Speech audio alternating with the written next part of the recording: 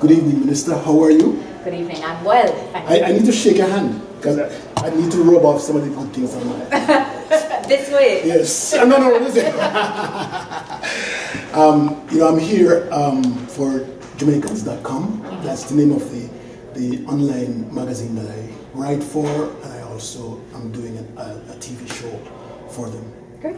And I've done a lot of interviews, and I've always wanted to interview this charismatic, charming lady who knows how to grab an audience. So learning from you. Okay, so Diaspora Conference is afoot, and I am very happy. What is it that you expect really from the diaspora? What do you, for this conference, tell the audience, what is it that you really expect us to come there for?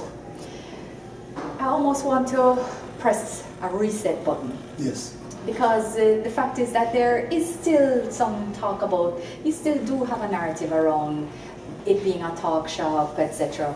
And one thing that has struck me in getting ready for the conference is how much people want to be a part of it because of things they want to share. And it's not just about talk, it's about sharing ideas that can develop into great action. And things that have come out of conferences in the past which have led to great success. What I want to do is find a way to ensure that every session is constructed in a way that allows us to have measurable outcomes. I want to ensure that we don't just agree that we're going to make a whole slate of recommendations and then unfortunately have, hopes dashed and disappointments. I want us to seek to achieve something coming out of every session. So we have I think it's about 8 areas of focus. We'll be sharing the economic growth agenda, and we'll have representatives of the EGC to come and share. So the diaspora can not only give feedback, but also look about creating synergies. We have 2 exciting announcements that have come out of the Diaspora Engagement Task Force about ways in which we're looking to engage differently as well. Work is taking place on the Diaspora Bond as well. I'll share that with you. Yes, please. So that is looking like it will be please, a reality. Go ahead and share. I'm not sharing anymore. No, I'm saying that the work is on the way, not the talk, but the work is on the way. Because a lot of that work that's unsexy work. Right. That is straight numbers and regulations and ensuring that everything is in good order, and that we have the right minds and technical capacity on board as well. So that is a process that when we reach the right time. Okay. Minister, talk is not bad enough because we found that, it's very, in fact, at every task force that we have designed, one of the basic things that we encourage is for us to go to Jamaica and sit down and talk for 3 or 4 days. But it's what happens after that's important. So I wanted to get your thoughts because a lot of task forces are popping up. And so we're trying to get a hold of to make sure that the integrity retains. Yes, I was just going to say I'm a little concerned because what would not be the best outcome is for people to just have an idea, call it a task force, and then not be able to really have it manifest in the way that they would like it to. Not realizing how much work has actually gone into the formation of the task forces that are doing, amazing things nowadays. That there's a lot of the background work and as you said, the slog, the late night slog, and the 4 hours of talking and this session and that session about how to take actions in a concerted way that will have a result. That is an important part of the process, and it's a hard part of the process. So what might be a good thing, and one of the things that we might talk about is how, and I alluded to this when I spoke about pan-diaspora and cross-diaspora partnerships, is how we learn from each other and how the diaspora learns from each other in terms of what is done in task forces to make them successful. Well, I'll tell you this, that I'll share with you right now that one of the teams that we created recently, and I'm announcing this officially, is we're coming out with a playbook, a task force playbook, and it's at its final. We'll publish it somewhere in May. Fantastic. That's like a how-to guide? How-to, yes. That's fantastic. So just a guide, just something that, yes, just to keep people focused. Because if one of those task forces fail, it's like it can shed bad light on everything else, right? It's good to, it's good to keep it positive. And that's excellent. And that, you see, that kind of selfless, action, recognizing how it is that instructions, simple instructions, I'm a list girl, I'm a checklist girl, I'm a systems girl. So when you have a process that works and you're willing to document it and share it with the others so that they too can benefit, and so that the diaspora and Jamaica can benefit, that's awesome, that's fantastic. Yeah, so I should be interviewing him. why is this going this way? So it sounds like you have bought into the task force thing. You're encouraging this. How they work, I think it's when they work well. Yes. Which is why I say I'm a little concerned about, about the sort of wellspring that's occurring now, because I just want so much for them all to work. And as you say, quality is more important than the numbers. So if focused attention on several areas of priority, resulting success and then expansion is really how I see it, rather than a sort of multiplicity and then not actually manifesting. So I'm very glad to hear about your playbook. It sounds like a fantastic contribution, and I hope you'll share it with us at the yes, conference. no, actually I love talking to you. Even if you're launching it today, we're going to launch it, yeah. You could share it. I wanted to ask about your role as Minister of Foreign Affairs and Foreign Trade. Mm-hmm.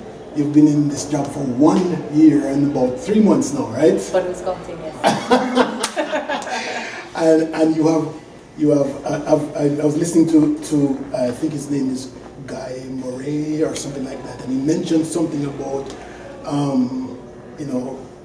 having 3 million members of the diaspora out here, and we don't have enough hands, a junior minister on board.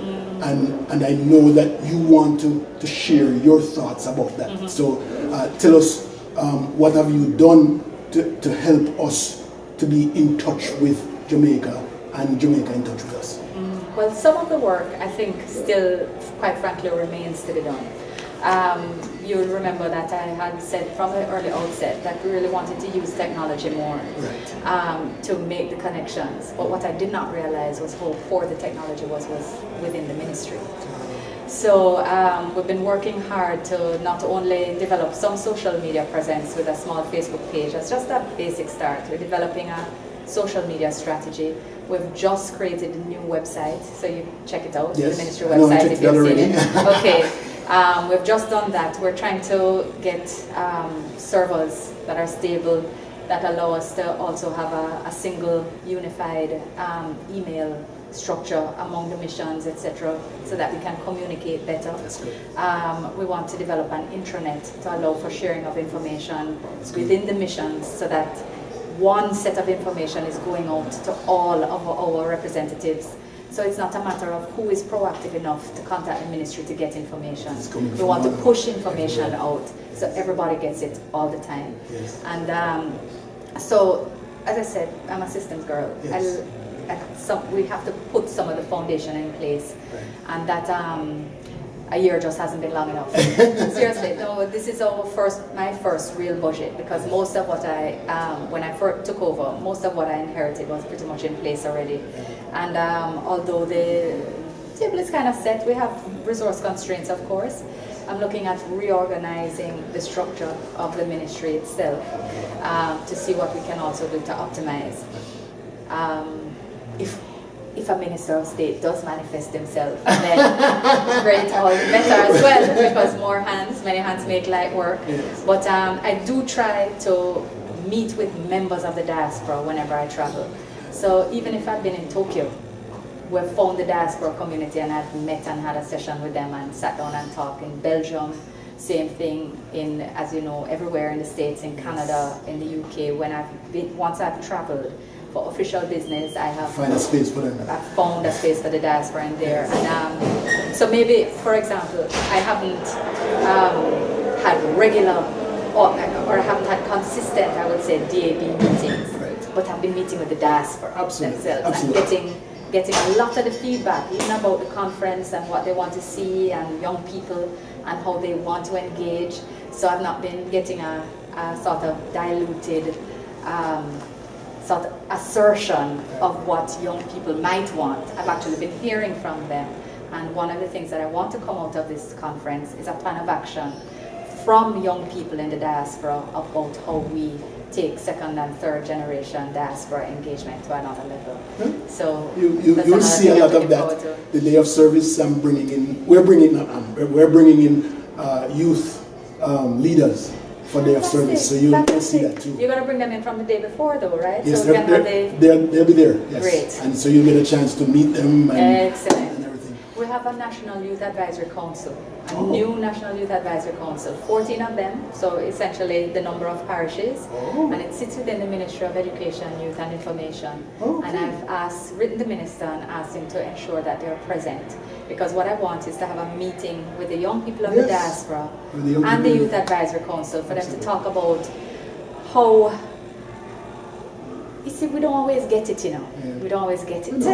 But it's sometimes okay. we have to let them. It's coming. Sometimes we have to let them work it out, yes. and then we can systematize it. But they have the ideas, yes. and we have to let the creative energies work. So I want to bring them together, and that's one of the things I'm looking forward to. I want to talk to you more, and I know we have around time right now, yes. I think, but I want to say thank you for giving me this opportunity. I want to give a big shout out to your ministry, yes. Lincoln and Ambassador Sanders. They've been the world to us. Yes. The embassy in Marsha and Ariel. Yes, they are awesome. They're really awesome. And oh my God, Consul General Hall is everywhere. They're doing wonderful work. Yes. Believe me. Okay, I'm not sucking up. No, but I have had the experience. I know that's true. Okay, all right. Myself. No, I have a great ministry, a lot of knowledge, a lot of professionals, and a great deal of commitment to getting work done. I am a bit of a tough taskmaster, so those are too loud.